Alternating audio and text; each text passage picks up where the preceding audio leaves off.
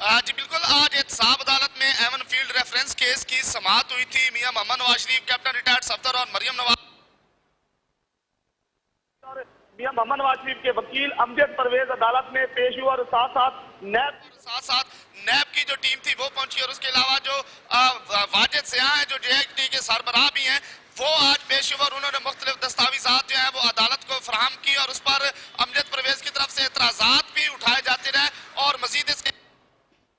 बाद मियां मोहम्मद नवाज शरीफ और मरियम नवाज को जाने की इजाजत दी गई। मियां मोहम्मद नवाज शरीफ और मरियम नवाज अदालत से बाहर आए और उसके बाद वो यहाँ से रवाना हो गए और इस वक्फे के बाद समाअत दोबारा शुरू हुई और मजीद वाजिद सियाह का बयान रिकॉर्ड होता रहा और अब इस बड़े केस की समाअत 22 मार्च तक के लिए मुलतवी कर दी गई है और 22 मार्च को इस केस की समाअत दोबारा होगी। इस केस की समाअत दोबारा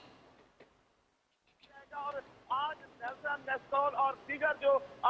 कानूनी मामला के डॉक्यूमेंटेशन थी वो फराहम की जाती रही। वॉल्यूम 3 के हवाले से भी बात की गई और आज इस अहम केस की समाअत में वाजिद सियाह ने अपना बयान रिकॉर्ड करवाया जो कि अगली समाअत पर भी जारी रहेगा। जी ठीक है, समाअत 22 मार्च तक मुलतवी कर दी गई है। बहुत शुक्रिया जमीर हुसैन हमें अपडेट करने के लिए।